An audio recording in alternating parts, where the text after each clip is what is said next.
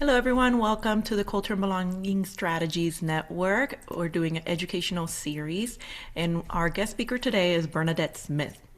Bernadette Smith is the founder and CEO of the Equality Institute and award-winning author of 4 books, including the bestseller Inclusive 360, Proven Solutions for an Equitable Organization. Her expertise has been sought over after by the New York Times, Forbes, and many others, and she's appeared on The Today Show, National Public Radio, and CNN. Bernadette has been named one of Chicago's notable LGBTQ executives by Crain's Chicago's Business and writes the popular newsletter 5 Things Good Vibes in DEI, which I get. So if you would like that, sign up on her website. When she's not busy speaking, you can probably find her on a local pickleball court, which I don't really know what that is yet. I have stayed away from the pickleball courting phenomena, but we don't have to get into it. Bernadette, I'll pass it on to you so you can kick us off on the presentation. I could do a whole presentation about diversity in pickleball. I would Um, watch that. That would be fascinating, please. yeah. All right. So, hey, folks, I'm Bernadette. Great to be here with you. I'm going to deliver a session called Walk This Way, which I use to help folks, a lot of times internal folks, uh, advocate for inclusion. So, the idea is that everyone is going to be creating a set of core 4 talking points in order to advocate for inclusion within their own organization, which is often who my audience is. I do this a lot for ERG leaders. I did this for leaders in a county where they were advocating for inclusion internally. But the goal here is to equip you to be a DEI influencer and change agent and have talking points that you can sort of keep in your back pocket that allow you to really essentially defend DEI. That's a picture of me from back in the day when I first started my business. I started my business in 2004 in Massachusetts when marriage equality came to Massachusetts. And I started a business as an LGBTQ wedding planner, as an activist wedding planner to help couples navigate a very traditional straight industry. And so essentially, I have been advocating for inclusion for 22 years. I've been making the business case for inclusion for 22 years. And what I have found is that we really need to do a couple of things when we're making the case. One is we need to tell stories, and the other is we need to have data. So people will change their behavior if they feel the need to change their behavior. And one of the ways they feel the need is through stories, is through empathy. What I'm going to do today is give you a speed demo of this session, so I'm going to cover a ton of ground. So pause it if you need to later, rewatch. There's going to be a onslaught of information. But essentially, the goal is for everyone to get a blank list add to it of 4 talking points from anything that I go through today. I don't know why this is actually um, moving without my consent. All right, so wow, this needs to stop. Um, Let me figure out why that was moving without my consent real quick, and then we'll get back into it. Does anyone know why it would be? On the presentation settings, tell it not to use the timer. Oh, You have to go into your presentation setting, and I'm not going to worry about it's that. using the timer. Okay, well, we'll forget about it. All right, so the idea is that we need four points. And so the first thing should be a story. So I want you to think about, and here are some prompts for stories. Maybe you are close to someone from a marginalized community and you feel a sense of protection. Like, what is your sense of why for this work? What can you talk about comfortably and confidently that you remember that you can keep in your back pocket? So I'm just going to sort of go through some prompts to help you think, what is my why? What is going to make the most sense for me? Okay, so perhaps it is that, oh my goodness gracious. That's got to stop. All right, so perhaps you're close to someone from a marginalized community and you feel a sense of protection. Maybe you realize you have privilege and you want to pay it forward. Maybe someone mentored you and you want to pay it forward. Or maybe it's about creating a better future for your kids. So these are some examples, and I'm going to share some more. Maybe you write this in the format of my why is blank and it's important to me because of blank, or I want to pay it forward because. So think about this. Let's pause here for a moment and see if any of these sort of conversation starters or these why statements resonate with you. And if any of them do, just quickly jot them down and we'll create one of the first of the core four. Oh my goodness gracious. All right. You can maybe just turn off presentation and go to the actual slides, you Hmm. know, like just go into your PowerPoint Yeah. and Can just show everyone it see from my there. PowerPoint now? Yeah, yeah, there you go. Just make it bigger and then you'll be Okay. able to control it. All right. All right. Well, that will have to do. Can everyone see this okay? All right. Cool. All right. So I'm sorry about that, folks. So let's see. Is there anything in here that resonates that speaks to you? If so, make sure you jot that down. Except no. I'll tell you a quick story about mine. So when I was a wedding planner with an LGBTQ specialty, I had a client named Joanne here who's a trans woman. So this was 16 years ago, and she asked me to help her become the bride she'd always dreamed of. And it was an amazing experience working with her, and it was an amazing wedding. She got married in a church. She was walked down the aisle by her 89-year-old father, and it was the type of experience that helped me understand that I have the ability to create spaces to help others live their authentic selves, live their authentic lives. So that really became a deep part of my purpose is creating those spaces for others. So that's part of my why. And that's a story I tell when I'm sort of pulling out my core four talking points.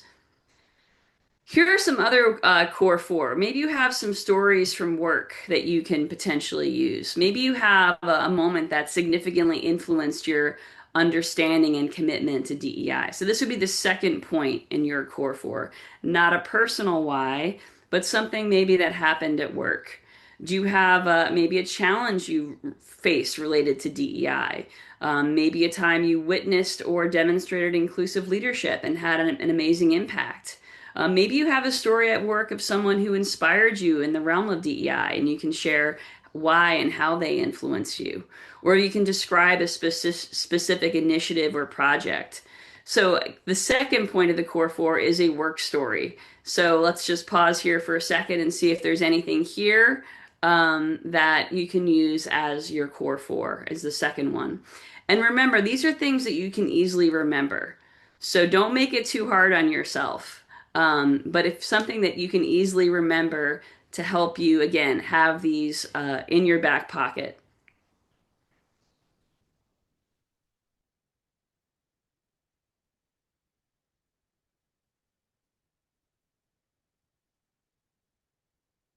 All right, and I'm gonna move on. I'm gonna keep going here. So now we're going to get into some facts and figures. So, assuming the first two examples of the core four are situations in which we are able to talk about something more personal, these two are going to work on someone's mind. How do we actually appeal to someone's logic? So I'm just going to share a whole bunch of facts and figures and see what resonates with you, see what you can remember because again, you're looking for things that you can remember, you can keep in your back pocket. So maybe you are thinking about the census, just about pure demographic data. Nearly 50% of Gen Z are BIPOC, over 20% are LGBTQ plus, 14% of all Americans are neurodivergent. So maybe there's a fact in here that is part of how you can comfortably make the case.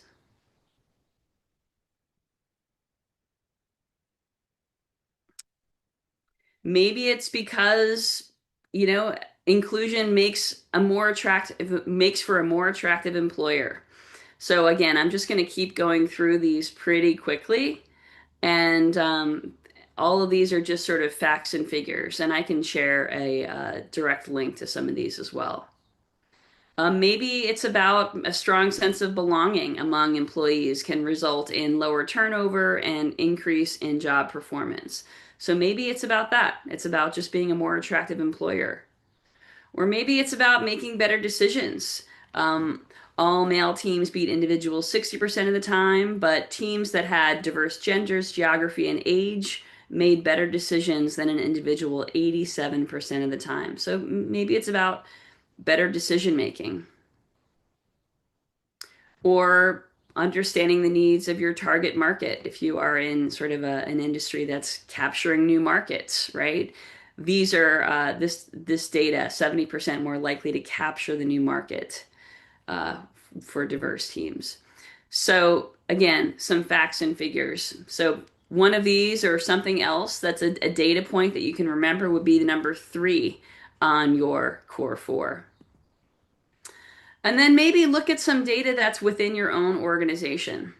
How can you use data with that you're collecting internally to make the case internally? So maybe you have data on promotion and turnover rates by people from underrepresented groups, or maybe you have employee engagement survey that's qualitative and quantitative that you can use to sort of illustrate disparities in employee experiences. Or maybe you have data about the benefits of supplier diversity initiatives within your own organization. Or maybe you have an example of how your employee resource group has helped you somehow with the business. So something like this, if you have any kind of internal data to, again, illustrate the benefit, make the business case. Maybe you're sharing information or facts about why it's just the right thing to do. You know, your core 4 and numbers 3 and 4 could be related to it just being the right thing to do. So examples of inequities: white women couldn't vote until 1920, black people couldn't vote until 1965, segregation wasn't legally ended until 64, interracial marriage illegal till 67. So, you know, maybe part of your core 4 have to do with facts and figures that are related to policy. So, you know, LGBTQ exclusion, people can still be denied housing or access to public accommodations in 28 states. No federal protections from LGBTQ exclusion. Maybe you're using a fact related to the gender pay gap, which is uh, basically, I think, 84 cents on the dollar. I think it may have even just gone down this year. So the gender pay gap could be part of something you remember. Maybe it's about income disparities. The average white household has about 7 times more wealth than the average black household. Or representation data: less than 2% of the Fortune 500 of a black CEO, half of percent of the Fortune 500 have an LGBTQ CEO, and 2 of them have just retired. So it's maybe you're using a fact that has to do with public policy or representation. So by the end of this, you should have 4 points, 2 stories and 2 facts that you can use. And again, you're looking to have things that you can remember. So I covered a whole lot of ground and I'm not quite done yet, but do you have a sense of what your 4 talking points could be? Give me a thumbs up if you have a sense of what they could be. Yeah, see a couple of thumbs up. Yes, all right. Okay, great. That's good that I could help you get to that point in 12 minutes. You know what? So at the end of the day, people do resist DEI, right? And so I put them in 3 categories. They're going to be folks who are against us no matter what. And I'm not really trying to convert them. I'm not really trying to have conversations with them. As far as I'm concerned, they're just going to be against me no matter what. And, you know, they'll figure it out eventually or they won't. Then there are going to be people who have other concerns, who have maybe they're concerned about finances, or maybe they're concerned about family stuff. You know, this just is not even a priority for them whatsoever. And then there are 3 who just they don't understand. They don't understand where they fit into this. They don't understand how it might help them. They just don't get it. So these questions here that I'm going to go through are sort of for addressing 2 and 3. So these what I'm going to go through now are frequently asked questions that you might get from resistors and how to respond to them. And the bottom line for responding, as far as I'm concerned, 2 things. One is diversity means everyone, and everyone wants to feel included. Everyone. Everyone wants to feel included, and diversity means everyone. And another point I make a lot is I'm not trying to change your behavior, or I'm not trying, sorry. Another point I make a lot is I'm not trying to change your beliefs. I'm only trying to change your behavior. Or our company is not trying to change your beliefs, but we want your behavior to align with our values. So those are a couple of points that I make frequently. So you might get a question, why do we have to waste money on this diversity nonsense? So when an organization or an individual at an organization gets this question, I say something like, bring it back to your core values. It's not nonsense, it's strategy. And our values say that we blank. You know, the most times an organization has values related to respect or positive culture or curiosity or connection or things like that that can be connected somehow to inclusion. So bringing it back to core values and helping folks understand that it's not a cost, it's an investment. It's a free country. Why is the company trying to change my belief? And so the idea here is we're not trying to change your beliefs, but what we do expect is that everyone's behavior aligns to the values. So that means treating all different kinds of people with respect. You don't have to change what you think, but how you act at work matters because it shapes trust, culture, and performance. So these are all bringing it back to the experience at work, the experience of what happens within an individual. Why do we have to talk about this at work? Can't we just be nice and do our jobs? So here we might say something like, you know what? Inequities are happening. Ignoring them doesn't just make them go away. If we take a passive role and say, just be nice, we're keeping the status quo. Passivity leads to inaction. But real kindness is when LGBTQ plus and other colleagues feel safe. That's true inclusion. Why do you say I have privilege because I'm white? My family came from nothing. You know what? Life is hard for a lot of us. Privilege doesn't mean you haven't struggled. It means that your skin color hasn't made life harder. For example, black families have 13 times less wealth than white families. LGBTQ people can still be denied access to housing. So privilege is about the barriers you don't face, not about whether life has been easy. I'm a straight white guy. What does diversity have to do with me? We're all diverse in some way. Diversity includes all of this stuff. Even if you're not LGBTQ plus, or even if you're not a person of color, chances are you know people who are. So inclusion is about making sure everyone feels safe and respected. Why should I get involved? I don't see color. I don't see differences.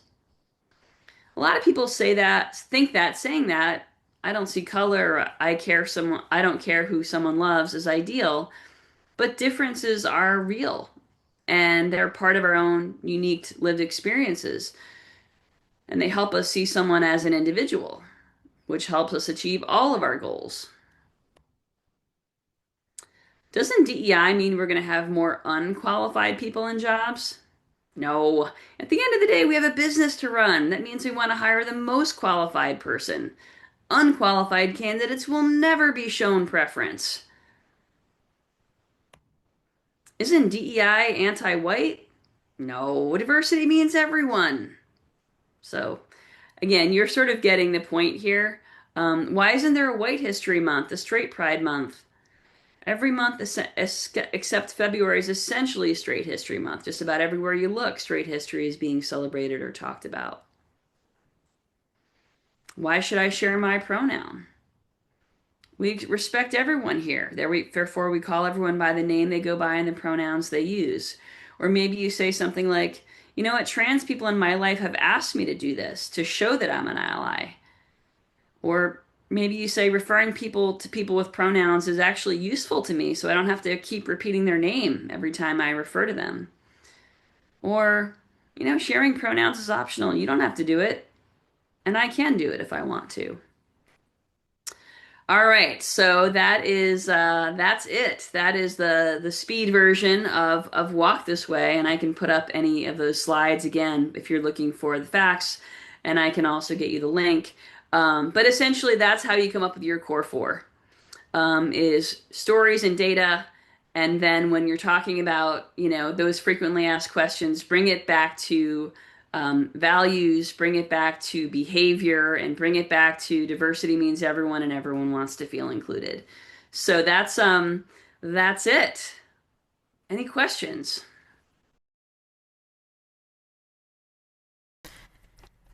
I do have a, oh, yeah, Jose, go ahead.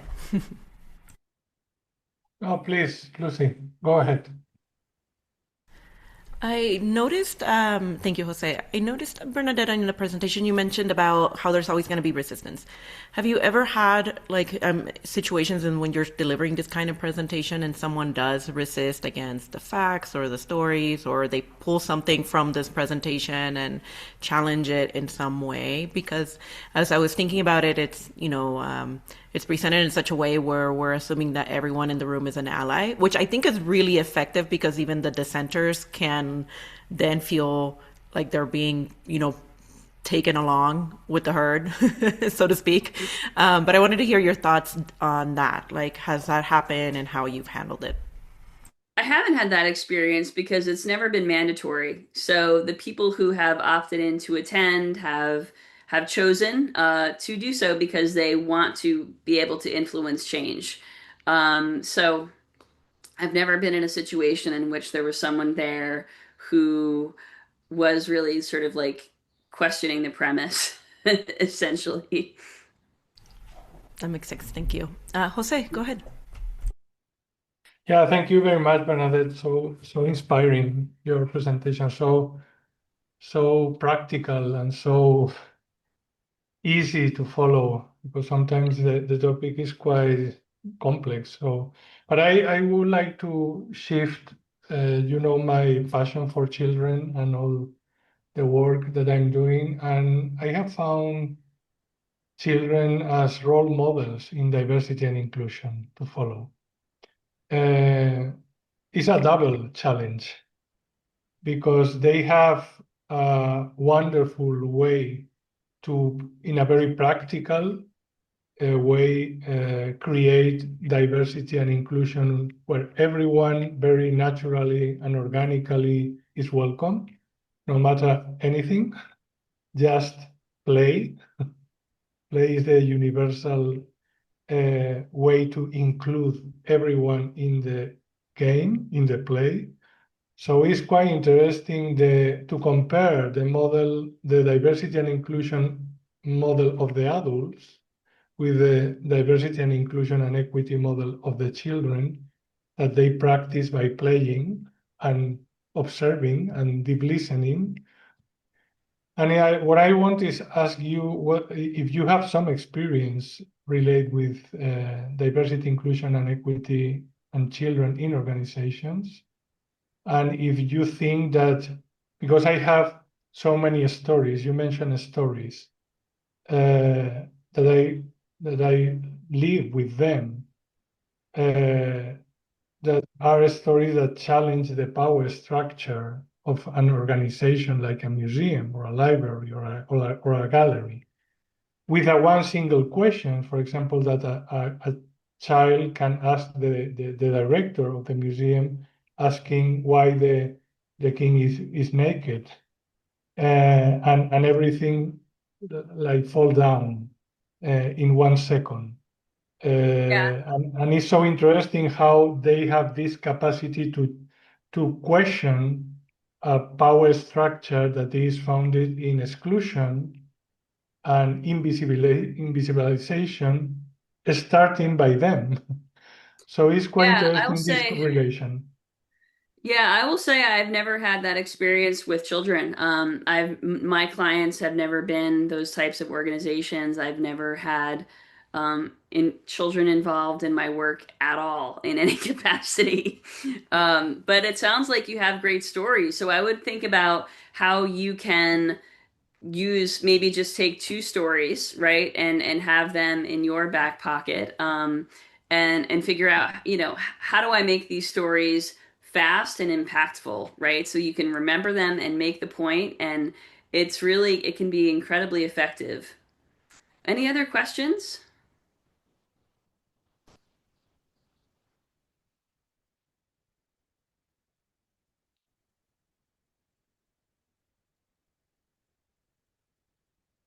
Yes, Missy.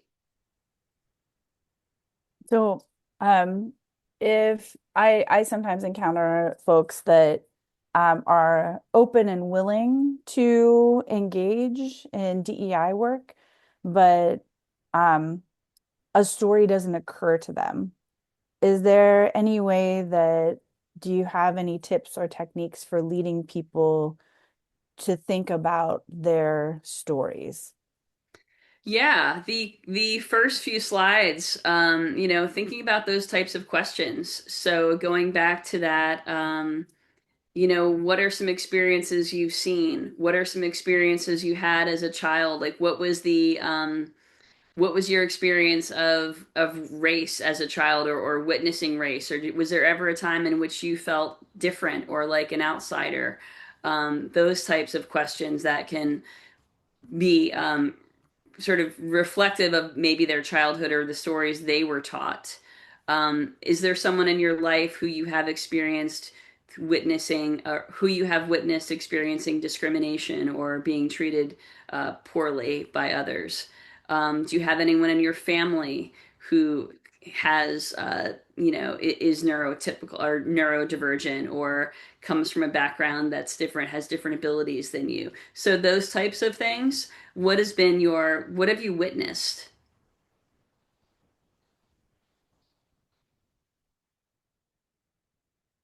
Any other questions?